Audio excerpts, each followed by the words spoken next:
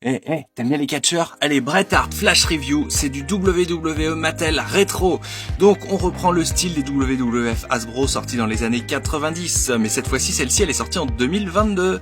Donc on a un packaging à l'ancienne, on a la Wave 2 en images, la petite explication sur le mécanisme de Bret Hart et puis 2-3 mots sur le personnage.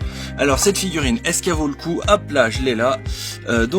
Écoutez, Bret Hart est plutôt bien parce que déjà il a ses lunettes qu'il avait au tout début de sa carrière, donc ça c'est plutôt sympa, c'est pas les lunettes roses qu'on lui connaît, donc ça je trouve ça déjà plutôt une bonne chose de la part de Mattel. On a un look très Bret Hart, voilà, Hitman, c'était son surnom, hein, le gars qui cogne quoi. Il donne d'ailleurs des bons coups de la corde à linge. J'avais déjà montré le mécanisme sur d'autres figurines, donc voilà, les articulations sont assez sommaires, mais ce qui est cool par rapport aux anciennes, c'est que on peut tourner le bras, lui il peut tourner aussi la tête bien entendu, aucun accessoire n'est livré avec, ça par contre c'est un petit peu dommage, je trouve que ça manque d'accessoires ces figurines Mattel. Donc voilà, le Hitman il est très très sympa.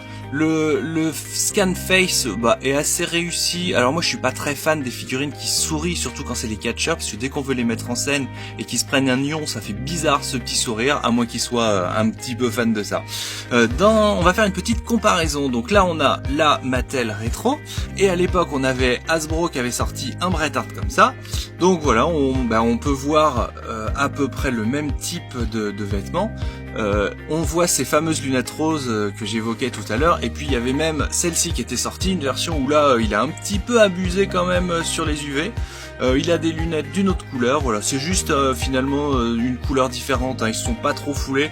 Il existe même une troisième version où c'est seulement le cœur qui a changé de couleur, là et puis il est un tout petit peu plus foncé en plus, hein, il est même pas hyper tranché le truc.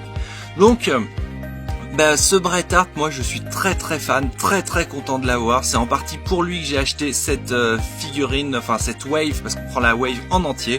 Alors Bret Hart pour moi c'est un grand oui, parce que c'est le meilleur d'avant, le meilleur d'aujourd'hui et le meilleur qu'il n'y aura jamais.